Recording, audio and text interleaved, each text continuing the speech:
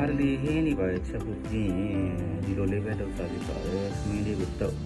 ယူတီအနီလေးကိုကျော်ဒီမှာလောက်ထားတဲ့တမ်းမြချင်းလေး6ကျော်လေးနဲ့ချက်ဥလေးကျော်ပြီးတော့ဆက်ဖို့